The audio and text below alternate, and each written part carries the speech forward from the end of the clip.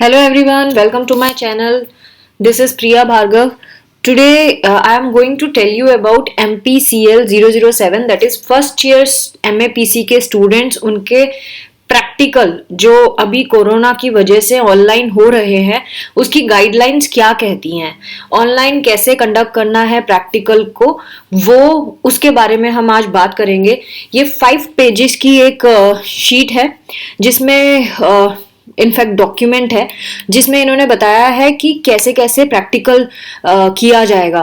तो इन्होंने लर्नर्स के नाम ही ये लेटर डाला है जिसमें ये गाइडलाइंस में ये कह रहे हैं कि फर्स्ट ईयर का जो प्रैक्टिकल है वो ऑनलाइन ही कंडक्ट किया जाएगा और जो लर्नर्स हैं उनको जो लोग टर्म एंड एग्जामिनेशन दिसंबर 2020 में दे रहे थे और जो जून 2021 में देंगे फर्स्ट ईयर के, उनके लिए ये गाइडलाइंस है। यानी कि इसके अलावा जो लोग इससे पहले या इसके बाद वाले हैं उनके लिए नहीं है। मतलब जो दिसंबर 2020 में एंड जून 2021 में एग्जाम्स देंगे फर्स्ट ईयर का प्रैक्टिकल का, ये उनके लिए गाइडलाइंस है। तो बी श्योर कि आप क्या इस कैटेगरी में लाइक करते हैं कि नहीं, तभी आप ये एग्जाम दे पाएंगे। नाउ बोल क्या रहा है, ये जो इसकी प्रैक्टिकल हैंडबुक है उसका ये लिंक है, ये जो ब्लू कलर का दिख रहा है, अगर आप इस पर क्लिक करेंगे तो आपको इस तरह से, मैंने ये ऑलरेडी डाउनलोड, इस तरह से ये पूरा लिंक खुल जाएगा और ये पूरी बुकलेट जो आपकी प्रैक्टिकल की है वो सामने आ जाएगी, जिसको पढ़ के ही आप आगे प्रोसीड करेंगे। इसको उसको भी मैं अभी समझाऊंगी। पहले आप ये जो वीडियोज हैं ये 2-3 पार्ट्स में मैं कवर करूंगी क्योंकि एक पार्ट में बहुत लंबा हो जाएगा और आप कंफ्यूज भी हो जाएंगे कि हो क्या रहा है। सो इन्होंने एक और चीज बोली है, ये जो लिंक है जब आपने इसको क्लिक किया और आपको इस तरह का खुल गया तो इसको बहुत स्ट्रिक्टली सीरियसली पढ़ना है, आपको केयरफुली आपको इसके ऊपर ध्यान देना है क्योंकि इसके अंदर एक्सपेरिमेंट्स हैं और उसके बारे में डिटेल भी दिया हुआ है। क्योंकि लैब वर्क कोविड-19 की वजह से पॉसिबल नहीं है, तो ये जो साइकोलॉजी के डिपार्टमेंट है उन्होंने कुछ गाइडलाइंस यहाँ पे डाली हैं, एक्टिविटीज और टेस्ट बताए हैं जो ऑनलाइन ही प्रैक्टिकली कंडक्ट किए जा सकते हैं। तो उसके बेसिस पे आपको ये करना पड़ेगा। जो भी टेस्ट जो दिए हुए हैं वो बहुत सिंपल है, सेल्फ एक्सप्लेनेटरी मैनर में दिए हुए, मतलब कि आप खुद ही पढ़ के समझ जाएंगे इसमें क्या बताया हुआ है। और जो एकेडमिक काउंसलर हैं उनसे जरा सी गाइडेंस लेने के बाद आप कर पाएंगे। अब इसमें क्या क्या बताया इन्होंने, नंबर 1 इन्होंने टेस्ट के बारे में बताया। जो टेस्ट है जैसे कि अगर मैं आपको बताऊं तो ये जो टेस्ट है आप खुद के ऊपर भी कर सकते हैं, फैमिली मेंबर के ऊपर भी कर सकते हैं और किसी अनजान इंसान जिससे कभी आपकी बातचीत होती है, हाय हेलो होती है, वो एक्विटेंस होते हैं, उनके ऊपर भी आप कर सकते हैं। लेकिन करने से पहले आपको टेस्ट के बारे में प्रॉपर अंडरस्टैंडिंग होनी चाहिए, टेस्ट की हिस्ट्री के बारे में पता होना चाहिए कि टेस्ट कैसे स्टार्ट हुआ, क्या रीजन थे इसको स्टार्ट करने के लिए, इसका थ्योरी और या फिर फ्रेमवर्क जो है ये उसी पे बेस्ड होगा ये टेस्ट। और ये जितना भी उसके कंस्ट्रक्ट्स हैं वो भी आपको पता होना चाहिए। कंस्ट्रक्ट्स मतलब कि जो जो चीजें आपको करनी है और क्या नहीं करनी है इस टेस्ट को परफॉर्म करते टाइम, वो चीजें आपको पता होनी चाहिए। तो ये बुक मैनुअल में मिल जाएंगी, आपको चिंता करने की बात नहीं है कि भाई ये क्या लिख दिया, हम कहाँ से ढूंढेंगे, ऐसा कुछ सोचने की जरूरत नहीं है। ये इन्होंने बताया। ऐसे अभी जो कंडीशन है उसमें आपको एकेडमिक काउंसलर को अपने टेस्ट जो भी आपने एडमिनिस्टर किया है वो आप अपने एकेडमिक काउंसलर को इन्फॉर्म कर देंगे कि हमने टेस्ट किया है। और जो भी इस टेस्ट से रिलेटेड जो लिंक्स हैं वो भी ओपन एजुकेशन सोर्स के थ्रू आपको प्रोवाइड कर दिए जाएंगे, जो एकेडमिक काउंसलर भी प्रोवाइड कर सकता है और इग्नू की साइट से भी मिल जाएंगे। सो ये बेसिकली जो टेस्ट आपको इस बारी करवा रहे हैं वो इसीलिए करवा रहे हैं कि आप में अवेयरनेस आ जाए और मेनली आप एजुकेशनली स्ट्रांग हो जाए, आपको पता हो कि उस टेस्ट में क्या है। नाउ कमिंग टू एक्टिविटी में ये क्या बोल रहे हैं, जो एक्टिविटी का फॉर्मेट है, जो आर्टिकल लिंक्स है या वीडियो लिंक्स जो आपको प्रोवाइड किए जाएंगे वो उसी एक्टिविटी से रिलेटेड होंगे और इसको लिंक को प्रोवाइड कराने से पहले इंस्ट्रक्शंस भी आपको दी जाएंगी। कैसे टास्क को पूरा कंप्लीट करना है। इन्होंने एक और चीज बताई है कि जो भी आप ऑनलाइन सोर्सेज से देखेंगे इस एक्सपेरिमेंट को, इस एक्टिविटी को, जो भी आपको लिंक प्रोवाइड करेंगे, उसको जब आप देखेंगे तो आपको कॉपी नहीं करना है, उसको आपको अपने शब्दों में लिखना है। मतलब जो आपको समझ आया, जैसे आप मेरी बात सुन रहे हैं अभी, तो आप मेरे वर्ड सिंपली थोड़ी ना कॉपी कर लोगे। अगर आपको मैं बोलूं कि चलो ठीक है मैंने जो बोला उसको लिख के बताओ, तो आप क्या मेरे शब्द कॉपी करोगे? नहीं, आपको जो मेरी बात समझ आई है आप अपने शब्दों में लिखोगे। तो इनका मतलब यही है कि जो भी ये लोग आपको लिंक देंगे, जो भी आप उस लिंक से समझेंगे, उसको आप अपने शब्दों में लिखेंगे। नाउ यहाँ पे एक और चीज बताई है आगे नेक्स्ट पॉइंट में कि 2 ऑनलाइन सेशंस होंगे और हर एक सेशन 2 घंटे का होगा आपका, जो एकेडमिक काउंसलर के साथ होगा, जिसमें वो एक्सप्लेन करेंगे जितने भी टेस्ट और एक्टिविटीज बताई गई हैं। जो ऑनलाइन अटेंडेंस है वो मैंडेटरी है। मैंडेटरी मतलब कंपलसरी है, आपको जरूर अटेंड करना पड़ेगा, उसके आपके नंबर लगेंगे, आपको एकेडमिक काउंसलर आपको अटेंडेंस देगा। बाय चांस अगर आप नहीं कर पाते हैं, मान लीजिए आपका इंटरनेट कनेक्शन नहीं चल रहा या आप बीमार है, तो आपको एकेडमिक काउंसलर को कांटेक्ट करके पर्सनली अपनी रिक्वेस्ट और अपना जो भी प्रॉब्लम है वो एक्सप्लेन करना होगा उन्हें कांटेक्ट करके। आप कैसे कांटेक्ट करेंगे वो आपको देखना होगा कि किस तरह से उनसे कांटेक्ट किया जा सकता है। नाउ आपको अपने आप डॉक्यूमेंट्स बनाने होंगे, मतलब जो आपने एक्टिविटीज करी है उसके डॉक्यूमेंट्स बनाने पड़ेंगे, रिटर्न तो चाहिए है ना। तो वो जो उसको रिपोर्ट भी कहते हैं, प्रैक्टिकल रिपोर्ट, जो 15 से 20 पेजेस की होगी और जिसमें सारी एक्टिविटीज जो हैं वो आपको उसके ऊपर एकेडमिक काउंसलर इवेलुएशन करेगा आपका कि आपने किस तरह से परफॉर्म किया है। जो इवेल्युएशन मेथोडोलॉजी है और टर्म एंड एग्जामिनेशन का वाइवा वॉस की बात है, ये भी गाइडलाइंस में बताई गई है, जो हमारी दूसरी मैनुअल है उसमें भी बताई गई है। सो जो भी एक्टिविटीज और टेस्ट आउटलाइन किए गए हैं इस कोर्स में, कोई भी आपकी क्वेरीज हैं तो आप इनको लिख सकते हैं। देखिए यहाँ मेल एड्रेस है monica.mishra@ignu.ac.in या smita.gupta@ignu.ac.in। इन दोनों ईमेल आईडीज पे आप अपनी क्वेरीज, जो भी आपको प्रॉब्लम है वो आप लिख सकते हैं। ये साइकोलॉजी डिपार्टमेंट की फैकल्टी हैं, मतलब इग्नू की, और ये आपकी प्रॉब्लम्स को क्लियर करेंगी। नाउ कमिंग टू नीचे वाले एक्सपेरिमेंट्स जो आपको प्रैक्टिकल में करना है, इनके बारे में मैं सिर्फ अभी जितना यहाँ लिखा है वो बताऊंगी और इनको एक्सप्लेन करने के लिए मैं सेपरेट वीडियोस बनाऊंगी। So you need not to worry. जैसे कि आपने सोशल लर्निंग थ्योरी और सोशल कॉग्निटिव थ्योरी पढ़ी है, ठीक है। अगर नहीं पढ़ी है तो आप गूगल से भी कर सकते हैं, अपनी बुक्स खोल के भी पढ़ सकते हैं। और फेमस बोबो डॉल एक्सपेरिमेंट है बांडुरा का, जो मैंने आपको पढ़ाया है, मेरे खुद के यूट्यूब चैनल पे वीडियो में मिल जाएगा, बांडुरा का एक्सपेरिमेंट। और उसमें उन्होंने क्या किया था, बोबो डॉल को वो कुछ लोग कमरे में मारते हैं, जोर जोर से गिराते हैं, और वो जो डॉल ऐसी है जैसे ही मारो वो फिर से स्प्रिंग की तरह उछल के सीधी खड़ी हो जाती है। तो बच्चे पहले उस चीज को नोटिस करते हैं एंड देन जब बच्चों के साथ बोबो डॉल को छोड़ दिया जाता है तो वो एग्जैक्टली वही कॉपी करते हैं जो उस बोबो डॉल के साथ पहले किया जा रहा था। तो ये एक लर्निंग थ्योरी है कि हम देख के सीखते हैं, ये प्रूव करती है ये वाली एक्टिविटी। तो अब ये तो मैंने रफली बताया, जिन्होंने मेरा वीडियो देखे होंगे उनको रिकॉल हो गया होगा, अगर नहीं हुआ है तो दोबारा वीडियो को जाके देखें, आपको पता चल जाएगा। सो उसके ऊपर बहुत सारे क्वेश्चंस हैं कि कैसे ह्यूमन बिहेवियर के पैटर्न को समझने के लिए। तो इन्होंने ये बोला है कि सेल्फ लर्निंग मटेरियल को आपको रीड करना होगा और क्वेश्चंस के आंसर्स देने होंगे। अगर आप ये यूट्यूब का लिंक है एक, इसको खोलेंगे तो इसमें ये बोबो डॉल के बारे में एक्सपेरिमेंट है जो स्टैनफोर्ड यूनिवर्सिटी के एक एक्सपर्ट बता रहे हैं, तो आप इसको खोल के सुन सकते हैं, जो इंग्लिश में है। इसके ऊपर मैं फिर से एक वीडियो बनाऊंगी इस पूरे एक्सपेरिमेंट के ऊपर, सो दैट आपको और डिटेल में समझ में आ जाए। अब इसके ऊपर इन्होंने कुछ क्वेश्चंस किए हैं, जैसे कि difference between social learning theory and social cognitive theory बताना है, एंड देन एप्लीकेशन क्या है सोशल लर्निंग थ्योरी की, ये पूछा गया है, ये आपको लिख के देना होगा। और मतलब समझना है आपको, ये सारे क्वेश्चंस आपको आने चाहिए।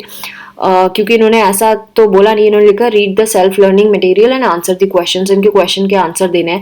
ये आपके काउंसलिंग वाले जो हैं एकेडमिक काउंसलर, वो बताएंगे कि उनको रिटर्न में ये चीज चाहिए है या क्या, या आप अपनी अंडरस्टैंडिंग के लिए कहीं लिखे। सो ये उनसे आपको कंसल्ट करना होगा।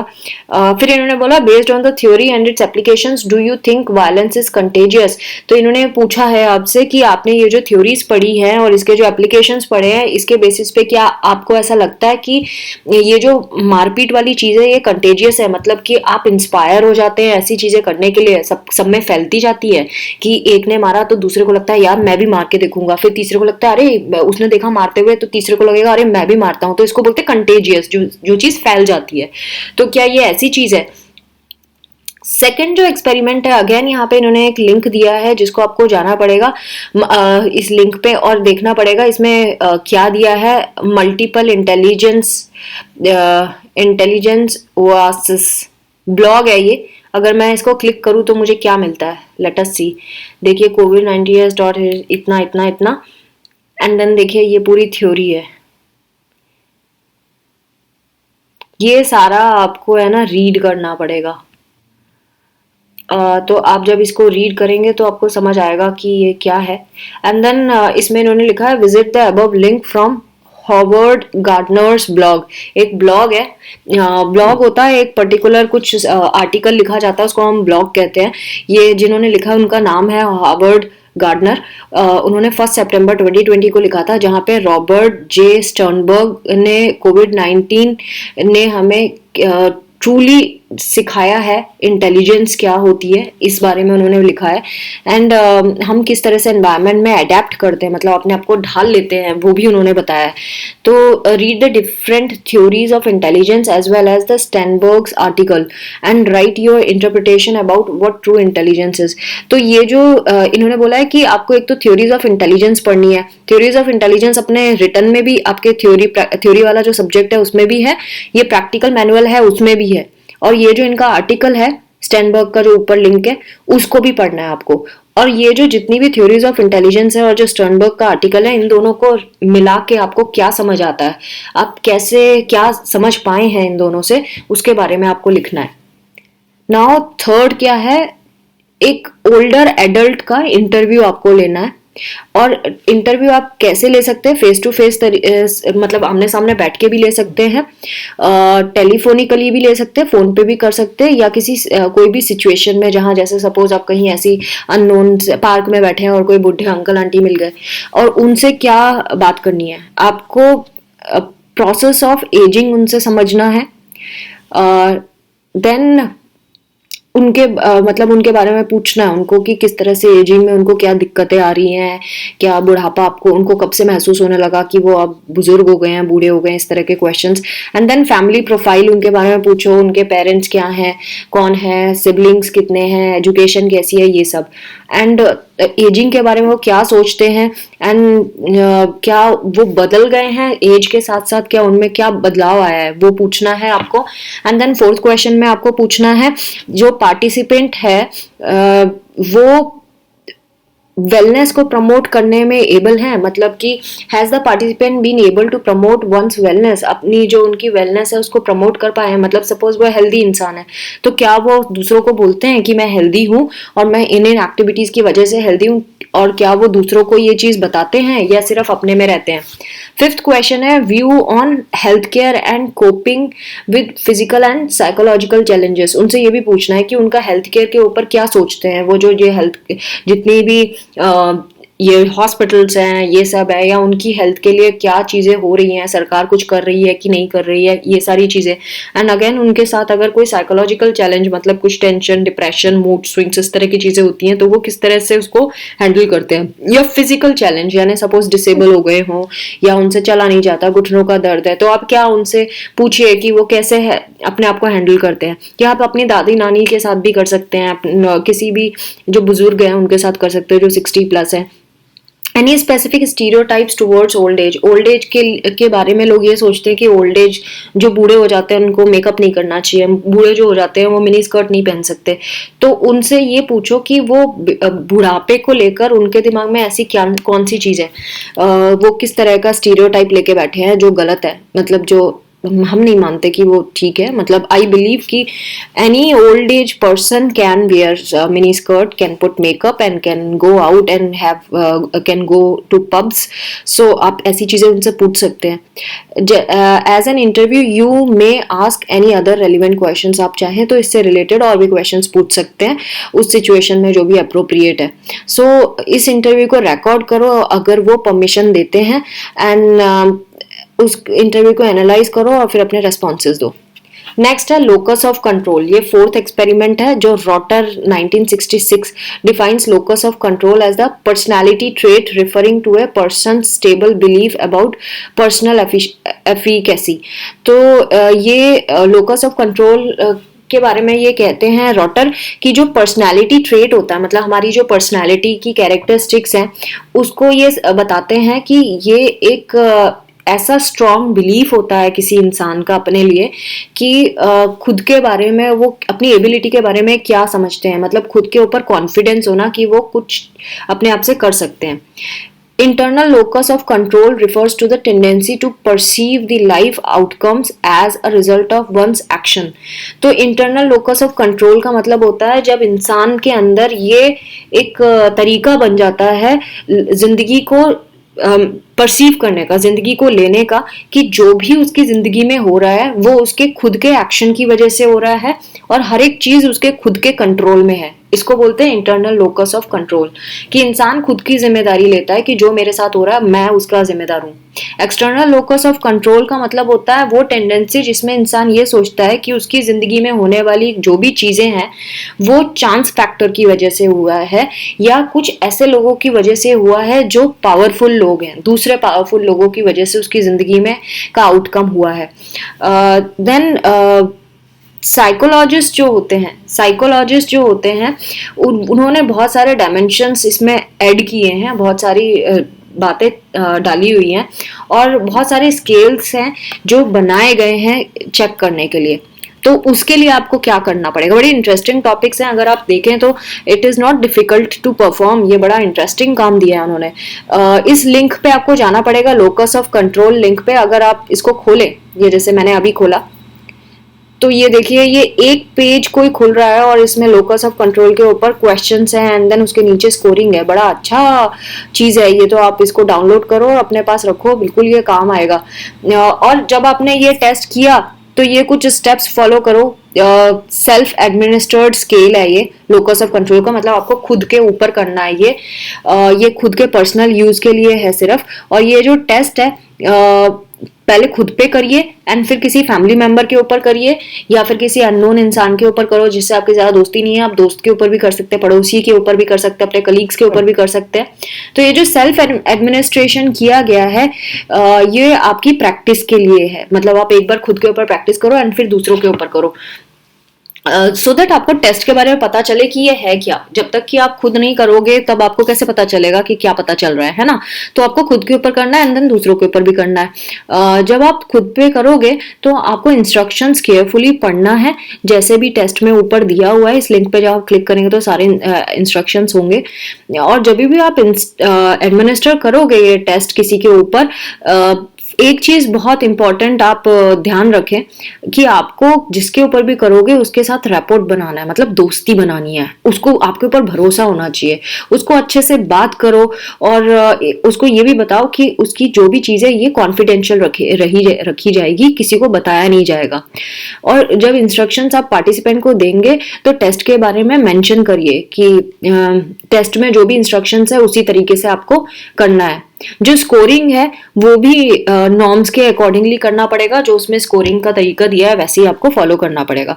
जैसे ही टेस्ट कंप्लीट होता है तो आपको रिपोर्ट प्रिपेयर करना है टेस्ट एडमिनिस्ट्रेशन के ऊपर। जो रिपोर्ट है वो टाइप्ड होनी चाहिए, आपको वर्ड डॉक्यूमेंट्स में टाइप करना है उस रिपोर्ट को। जो टेस्ट एडमिनिस्टर किया था ये डॉक्यूमेंट में एनक्लोज करना है आपको, मतलब जो आपने टाइप किया था ना उसी में आपको अटैच करना है ये वाला टेस्ट जो आपने किसी के ऊपर किया है। और जो फॉर्मेट है रिपोर्ट प्रिपरेशन का उसको आपको फॉलो करना है जैसे आपके हैंडबुक में दिया है। वो मैं आपको जब हैंडबुक का समझाऊंगी तब आपको समझ आएगा कि क्या बोल रही हूँ मैं, लेकिन आप दिमाग में रखिए कि हैंडबुक में जैसा दिया है फॉर्मेट वैसे ही करना है, जिसमें होता है ना title, aim, material, required, introduction, ये सारी चीजें।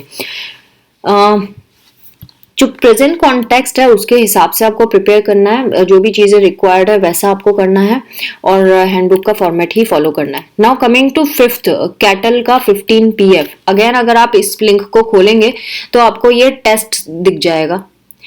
ये देखिए प्रोसीजर, इंट्रोडक्शन सब दिया हुआ है और यहाँ पे देखिए स्टार्ट बटन है, आप स्टार्ट बटन दबाएंगे तो वो टेस्ट खुल जाएगा। और खुलते ही साथ ना देखिए इस पे क्वेश्चंस आ जाते हैं।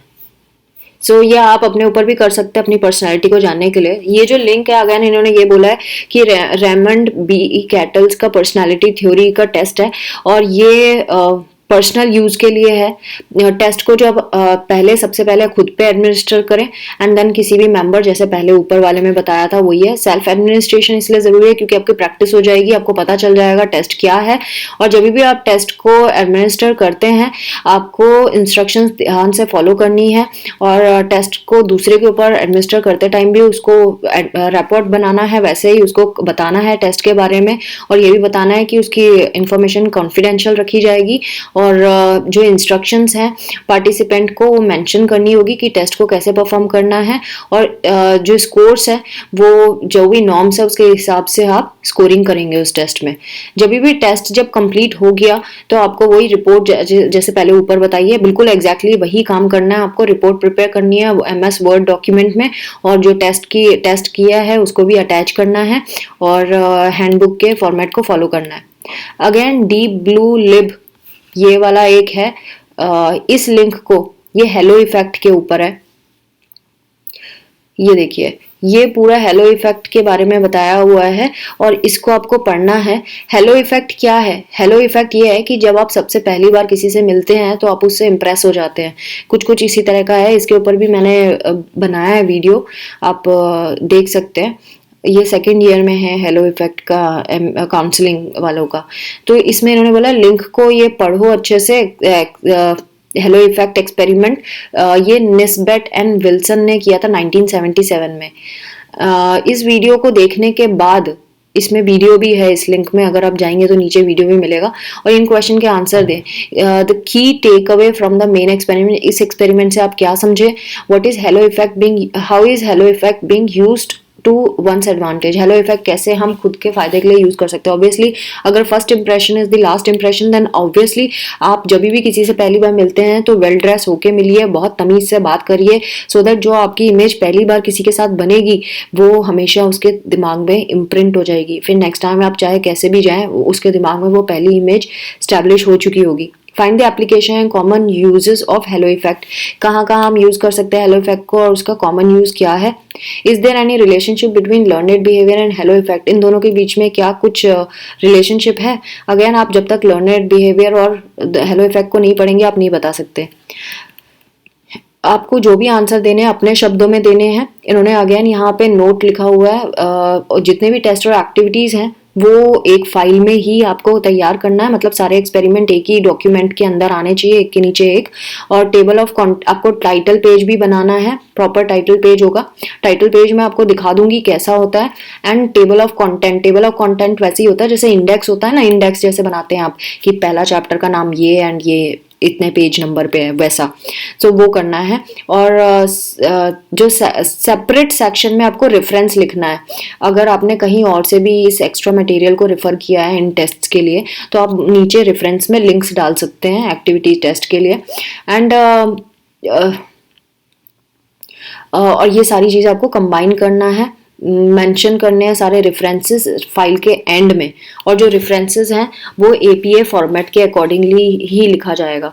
अब ये APA फॉर्मेट और रेफरेंस कैसे लिखा जाता है वो मैंने आपको प्रोजेक्ट फाइल जहाँ पे प्रोजेक्ट फाइल का जो मैंने वीडियो बनाया उसमें मैंने बताया रेफरेंसेस कैसे डालते हैं। And I can make another video if you would request. अगर आप मुझे बोलेंगे कि APA फॉर्मेट के बारे में हमें बताओ रेफरेंसेस का, तो मैं एक सेपरेट वीडियो बना दूंगी आपके लिए।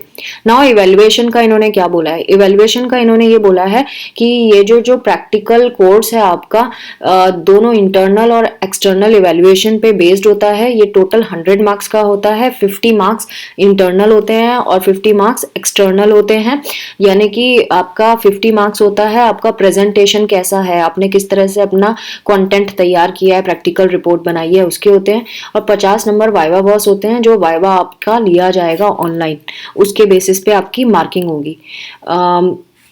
Online conduction of practical, online conduction of practical कैसे होगा वो इन्होंने एकेडमिक काउंसलर के लिए ये लेटर लिखा हुआ है, जिसमें अगेन एकेडमिक काउंसलर के लिए भी ये वही ऐसे जो हैंडबुक आपको ऊपर लिंक थी ना, ये उसी की है। तो ये जो गाइडलाइंस है वो ऑनलाइन फर्स्ट ईयर के स्टूडेंट्स के लिए ही है, जिनका टर्म एंड एग्जामिनेशन जून 2020 में होना था। इन्होंने बोला ये जून 2020 के एग्जाम के लिए है। तो प्रैक्टिकल हैंडबुक यहाँ से वो देख लेंगे। एकेडमिक काउंसलर जो हैंडबुक है वो ओवरव्यू बता रही है साइकोलॉजिकल टेस्टिंग का और एक्सपेरिमेंट्स जो भी रिलेटेड हैं थ्योरी कोर्स के एमए फर्स्ट ईयर के, उसके बेसिस पे है। लैब वर्क जो है पॉसिबल नहीं होगा, जो ऊपर बताया ना वो ही सेम चीज यहाँ पे रिपीट की गई है। अगर आप देखें तो वर्ड टू वर्ड सेम है, तो ये मैं दोबारा नहीं रिपीट करूंगी क्योंकि टाइम वेस्ट है बेमतलब का। ये सेम चीज कॉपी पेस्ट कर दी गई है जो ऊपर थी। तो friends, this was all about आपके प्रैक्टिकल में इन्होंने क्या बोला है। बड़ा इंटरेस्टिंग है, आपको सिंपली इन लिंक्स पे क्लिक करना है और परफॉर्म करना है। नेक्स्ट वीडियो में मैं हर एक एक्सपेरिमेंट को और अच्छे से समझाऊंगी, ये जो 5 के 5 एक्सपेरिमेंट दिए हैं। अगर आपको समझ आ गया तो आप स्टार्ट करें अपना काम करना। एटलीस्ट आप प्रोजेक्ट टाइटल, प्रैक्टिकल का टाइटल पेज बना सकते हैं एंड देन उसके इंडेक्स तैयार कर सकते हैं। सो क्योंकि डॉक्यूमेंट है, डॉक्यूमेंट में तो आप पेज कभी भी ऐड और डिलीट कर सकते हैं, तो ऐसा आपको चिंता की बात नहीं है। आप जो आपसे बनते हैं वो आप पहले कर लीजिए। तो friends, thanks for watching. I hope ये वीडियो आपके लिए यूजफुल रहेगा। ये फर्स्ट पार्ट है, नेक्स्ट वीडियो में मैं और भी चीजें बताऊंगी इस प्रैक्टिकल से related. Thanks for watching. Take care of yourself. Bye bye.